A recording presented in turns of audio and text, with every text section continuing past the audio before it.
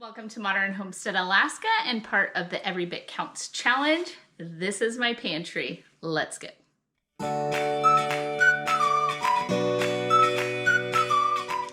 I am Jessica. If you are new around here, let me just take a second to introduce myself if you are just happen to be finding us through this challenge. We are a working, smallish, modern homestead in South Central Alaska. We have everything from a dairy cow, some rabbits, the chickens. We do a lot of hunting and fishing, a huge garden. We grow and preserve, procure and produce our own food here. And this is the room also known as my pantry. So when I'm referring to my pantry in the videos, this is what I'm talking about. This is not my long-term storage, 30-year bulk, any of that. That is all actually in the basement. But I promised during this challenge, I would kind of take you along a tour of each of the different levels of my pantry and where we store things and how those things work. And that is what today's video is. Without any further ado, let's just get right into it. In 2021-ish, my son and I built this side of the pantry, and then my husband and son helped build the back side of the pantry. It is kind of a galley style. The door behind me goes to our garage, and then what the design and idea is that it would be full of a bulk storage items that are smaller items such as spices and baking and so on. And I just categorize each section. The way that it's kind of built out is this is a live edge wood, piece of wood. It kind of mimics the kitchen if you've been in my kitchen. And we just thought it would look really neat to have, because when you come into this room where you're at right now, it's just an open doorway. Anyone that goes to the guest bath or anything actually walks just right past this room, and it's wide open to everything. So it did need to be functional, but also beautiful. Right here, first section though, is our spice section. The way my spice section works is everything in these half-gallon jars fill the quart size and pint size jars that are in the kitchen, and then everything in the smaller, everything in the smaller quart jars for sure either fill pint size or they fill the jelly size jars. So they are things that we use. It's not that we use them less often, you use a lot less of it when you do. So something like a pumpkin pie spice, dill seed, dill weed. We use a ton of those during canning season, but we don't use a ton of them throughout the year. Whereas the half-gallon jars are things like black peppercorns, ground mustard, chili powders, cumins, rancher steak rub, Italian blends, oregano, all of those different types of things. So that is the first section. Way up here, it's a strange angle. At the top of the pantry are these black crate boxes, and they store less appealing things. So boxes of pasta, or there is a ton of different teas and so on up here. Here are store-bought spice mixes that my husband likes to get. And then up there are some bulk items that we only use a few times a year, but it's like pickling spice. And so when we do use it, we use a ton of it. But the ones right here that I can reach without a ladder are the ones that we use on a daily, regular basis. Move to the next section. We do have power throughout the pantry. This was a giant debate. I didn't want a microwave. And then when we moved in, we literally had no stove, nothing. And the kids were like, can we at least get a very cheap small microwave and actually heat up like burritos or something? So we did have to get that. And then my grandma uses it to heat up her coffee constantly. Next to the microwave are some drink mixes. Let me talk about underneath the shelf, and then we'll talk about on top. Underneath here are 2-gallon buckets that are refilled from the basement from 5-gallon buckets. So everything, let me get you up here, talk to me. Everything in my pantry has a very large quantity of whatever it is I choose to store, and then a workable size. These half-gallon jars would not be workable sizes inside of the kitchen when I am cooking. I just can't get a teaspoon out of there. You have to stick your hand all the way into the bottom. The 2-gallon buckets are things like flour, sugar, brown sugar, beans and rice, and all of the different grains that we grind to make bread and pastries and pasta and all the different stuff. Well, a 5-gallon bucket takes up a ton of space, and we have those in the long-term storage in the basement. And then those 5-gallon buckets fill the 2-gallon buckets. And then this 2-gallon bucket is really easy for me to carry up and down the stairs to fill it up, but also simple for me to take in and out of the kitchen. So I had to use a workable size for myself. So that's the idea down here. And they stack 3 high and then run. There's 27 of them. Up here, we have actually cleared through so many things that we canned previously. We still have a little bit of mint jelly, some fireweed jelly, and then cowboy candy, as well as the juice that the cowboy candy is made in. Those are almost completely gone. Up top here, we keep rice and pastas and some other things like quinoa and the masa flour, those sort of things. Then here is the bean shelf, but as you can see, lots of things need refilled. However, much of this needs to be canned. I'll show you that in just a second. So rice and pasta and beans are all in this section. The next section over, I have some like paper plates and stuff, because if we were to lose power, our wellhead wouldn't work. Although we have backup water, you don't want the first thing you have to use the water on to be dishes. And so I do keep some paper plates and stuff like that up here, but I keep them way out of the way so everyone's not grabbing and using them. And then Aaron's smoking stuff. This whole section is baking related, at least baking related in my mind. It's also where we keep all of the dried fruit and nuts. Why? Because most of the time, if I'm going to use shredded coconut, which I would consider a dried fruit, even though it's a nut, walnuts, pecans, pistachios, all of those different things, they're all kept here, as well as your baking chips, your baking powders, powdered sugars, all of the different things. We have arrowroot powder, dried cranberries and raisins and prunes and all, you just name it. These are blueberries. They're wonderful. Pistachios behind it. And so we just keep basic baking things. Here we have extracts and some different kinds of syrups or small honeys that we would use, pudding mixes. This all, you're getting super close to the washer and dryer, so I have to have a different angle. This 4th bay, 4 bay nearest the door. Here is a coat rack. It was the only rack we had when we first built the house. You don't think of any of that. I know I always mention that, but that was so mind-blowing to me, is every house you ever move into already has a coat rack hanging up or a bar in the closet for your clothes, and none of that existed here.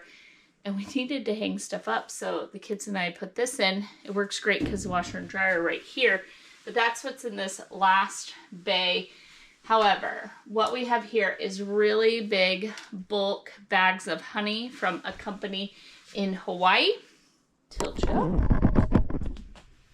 At the top here, we have lots of different extracts that we are making. They're kind of in the back. Some overflow coconut oil, as well as some other honeys. Here are some ice cream toppings. Next shelf down. These our jams and jellies. A lot of it is made from scratch. Some of it we get from Azure. I'm so sad.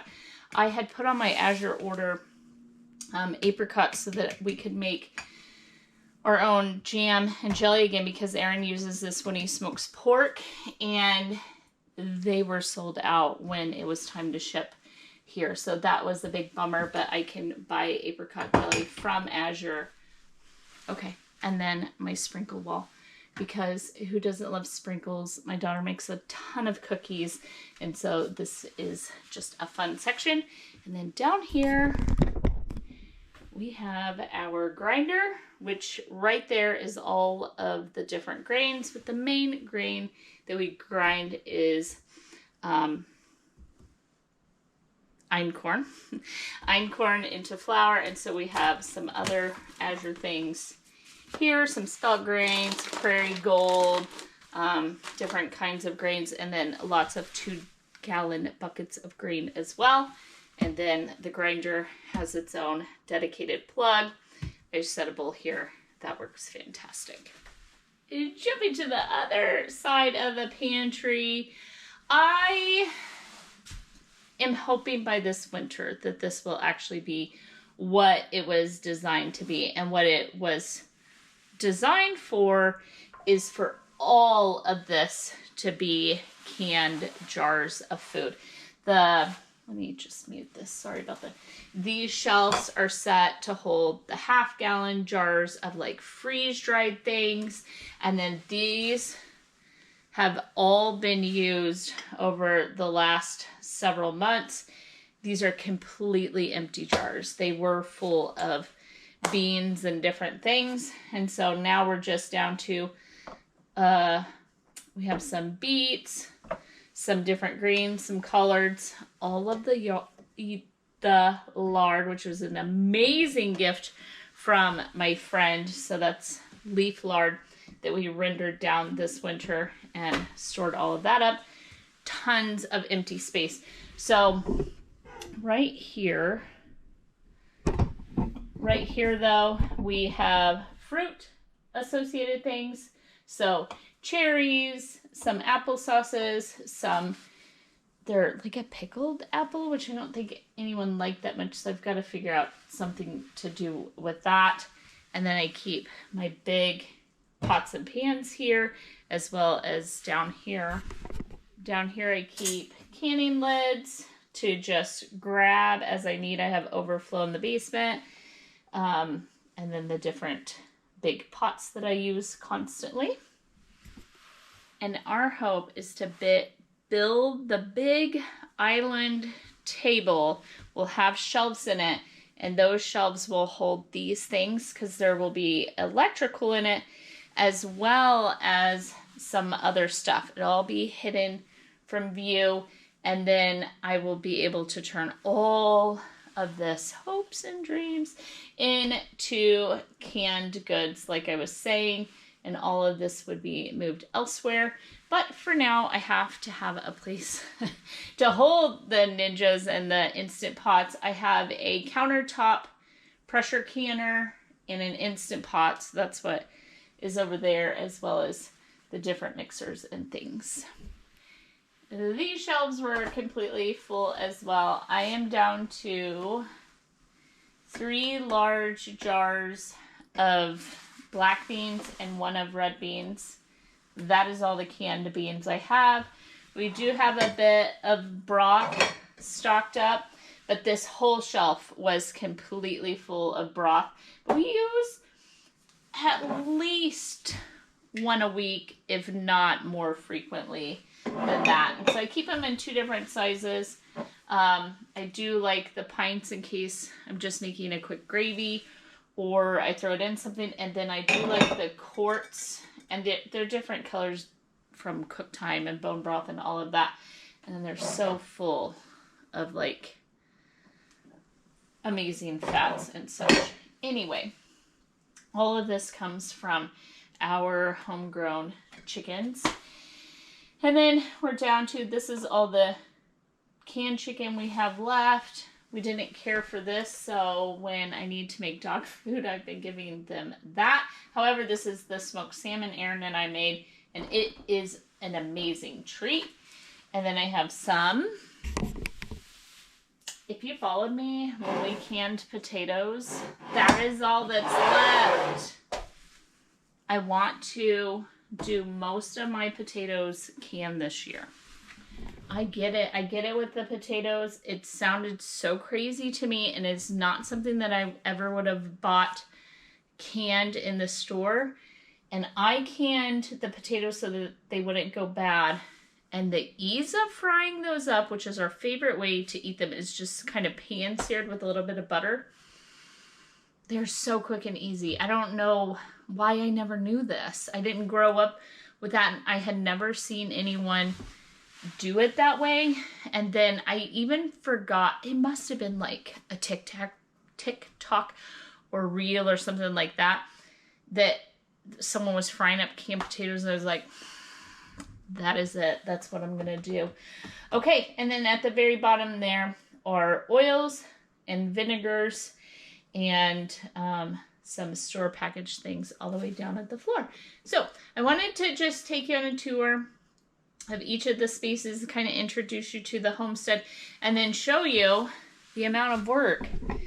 This needs to be things. We need to have these jars full of canned things, not just massive amount of empty jars waiting on the racks and the shelves. And so even if we did this is insane, because there are 1, 2, 3, 4, they're 5 deep.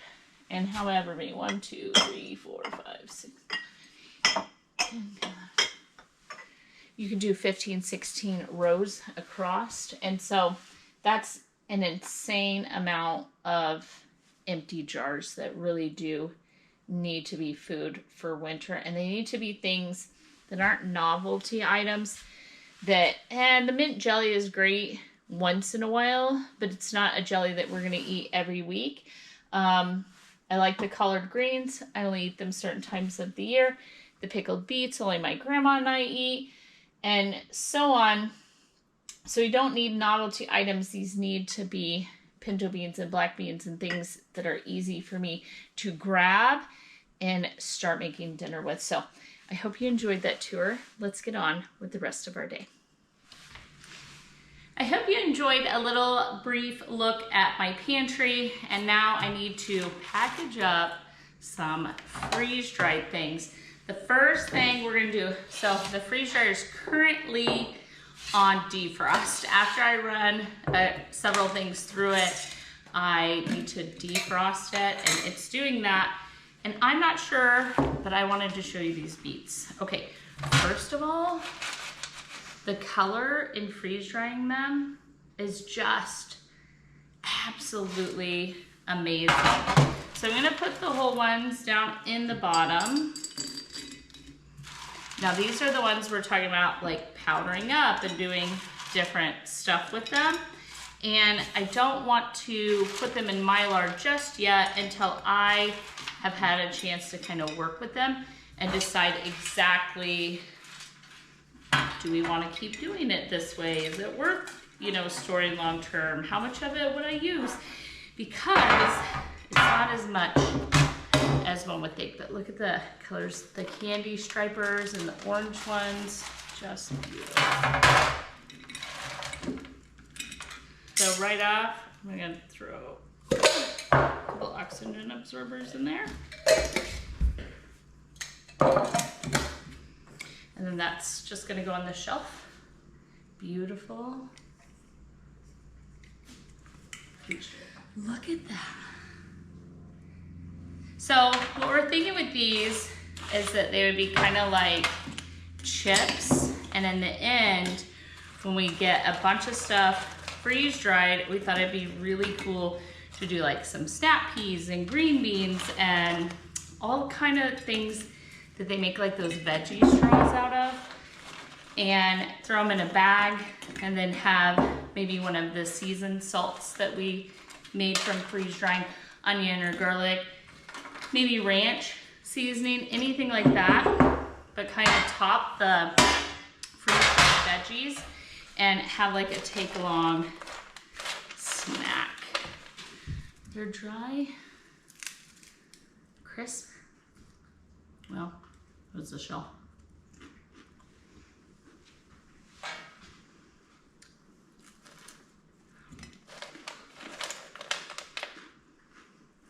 They taste like the sweetest beet.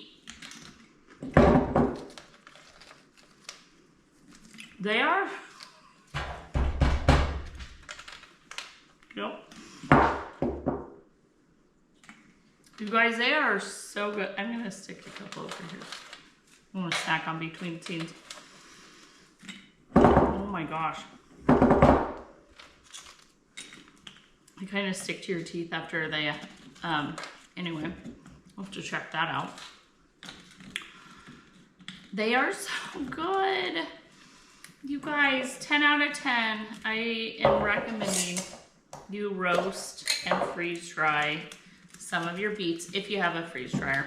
I wonder if you have a dehydrator, if they would be similar or the same. Let me know that in the comment section if you've ever tried.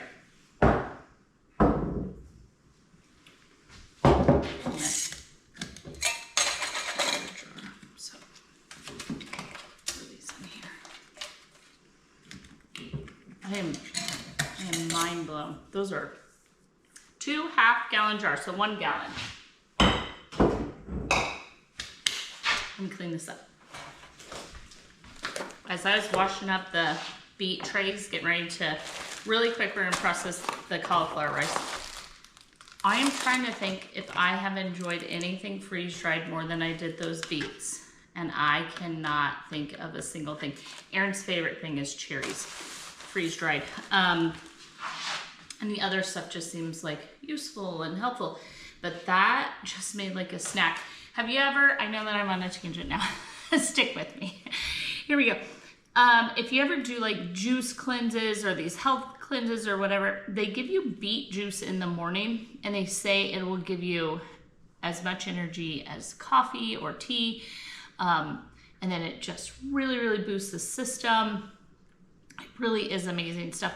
So just think, like, if that's not something you enjoy, but you do like beets and you're not on a juice cleanse or whatever, you can just munch on those.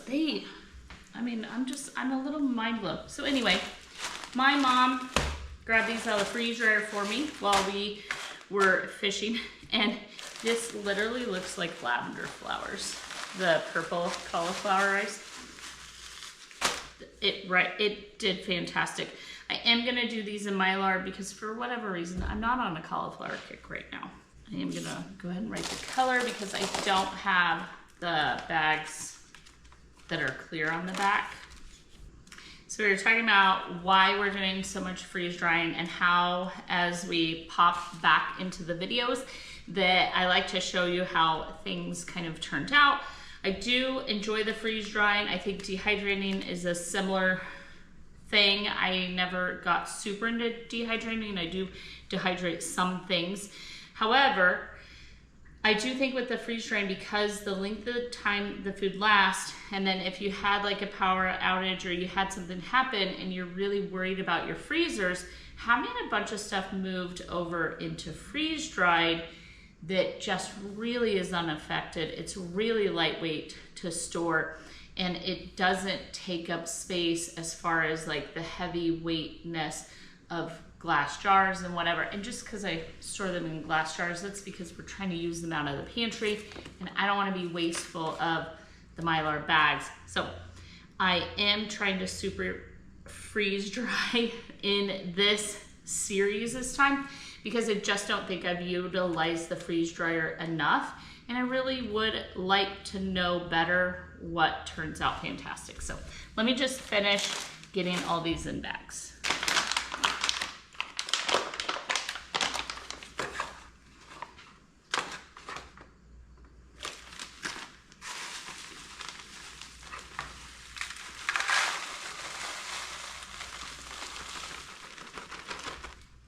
All right, in with the oxygen absorbers. This is the whole cauliflower florets. We grew those in our garden. Then this is all the cauliflower rices. Let's go right up.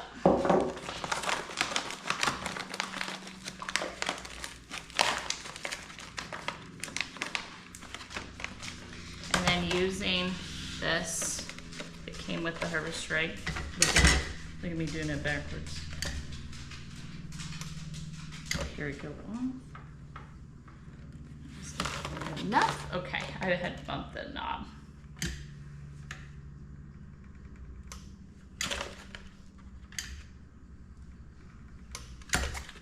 I literally watch the top melt together. Here we have it. So 1, 2, 3, 4, 5, 6 bags of cauliflower out of the freezer and into the deep freeze, and now shelf stable for years and years to come.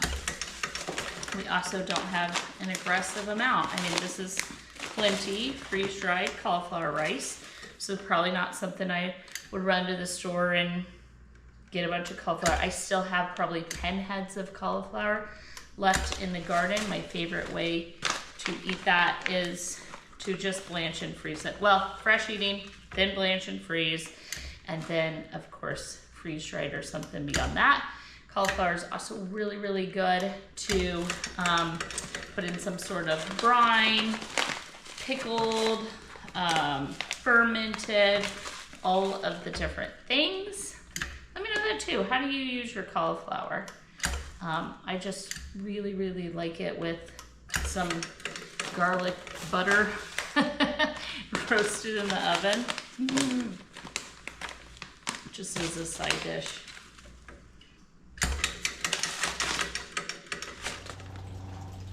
Here outside, you can hear that. It's raining. It rains a lot here. So today's name of the game is, we just cleared out all that stuff out of the freezer. It's defrosting. I want to have it locked, loaded, ready to go again. And so I have you on my front porch. And it's just getting time. Let me show you what I have here.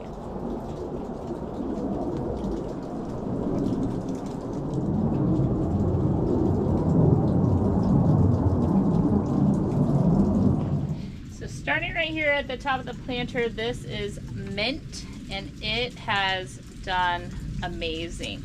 And then I'm just gonna take scissors and cut it. Add it to my bucket. But what I'm looking at is like, this is a new shoot, because I'm gonna try and overwinter.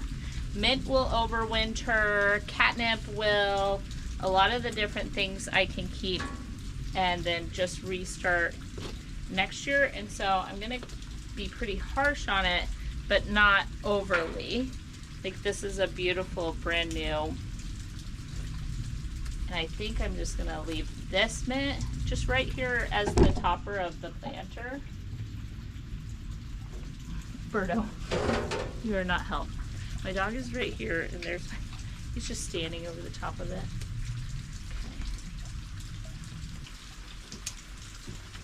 So what happens is they grow along and then they root, and then it just kind of spreads out. So this one, I'm just gently gonna tuck it back towards the center. And then I'm just gonna pull anything dead. Oh, see, look, I got mint hanging all the way down the side over here.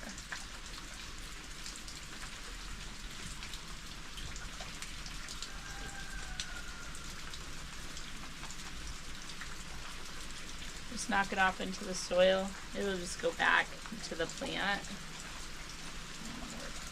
Okay. All right, and then I have another, I don't know how well you can see it, but another like brand new sprig right there. I angled that one in as well. Tuck him under his friend. He'll stay. It's all right.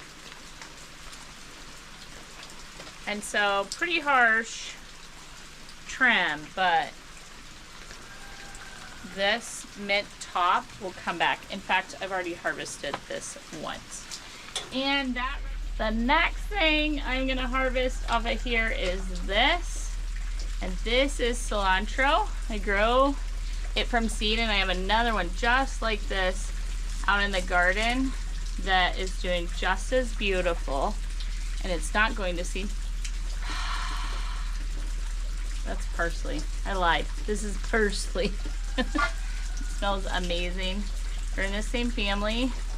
And then this will probably not overwinter, but I have a bunch of new growth. And so we'll just pick some dead off of it and let it start growing again. In fact, I'll just, this right here is also in the parsley family. And so we're gonna give it a really good trim. Chervil, I think is what it's called. I'll spell it for you. Chervil. Oh, you are beautiful. Watch out, Bert. Couple of dead things. The rosemary, I've just so struggled with rosemary this year. This is, can you see this? This is thyme. And then I have so much new growth there. And so I'm going to take all of this off the front and then let that spread out and see if we can get that to overwinter as well. The next thing is sage. Sage is absolutely one of my favorites. It took me a long time to learn to love it. Didn't grow up loving it. It's not something like my mom and family don't really care for it, but I started like eating some recipes that had it in it, and it just was so delicious that I just kind of learned to love the flavor of sage. And I have another one over here that's doing really well. So I'm just going to trim it here because I can see right past that are some brand new little leaves.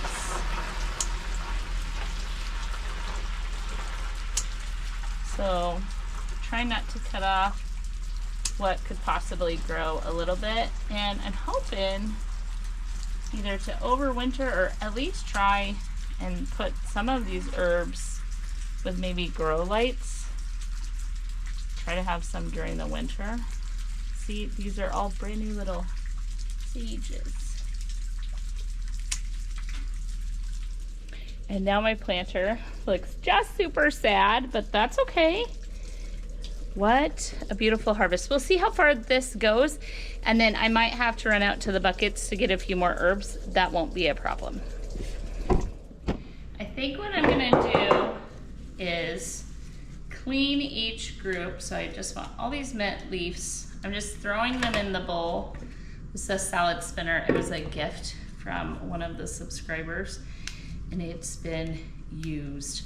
So I'm gonna pull the leaves off, being a little bit gentle.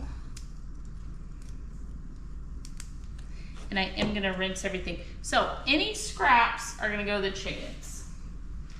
Most all the herbs that we grow are actually really good for them, and a lot of beautiful health in each of the different things. So even when I cleaned up the little parsley stems that you don't want to eat, those are going to go to the chickens. Everything will add health to them. So I'm going to do this. We'll see how far each one goes. All right, let's get the first batch rinsed, spun, and drying. This is all mint just from that one planter. It is amazing what one little porch planter like that can actually grow and add freshness and vibrance to your kitchen, to your cooking, to your home. And so I encourage you, you do not have to have a garden, a homestead, anything like mine to literally go and preserve just something beautiful and simple. such as an entire tray.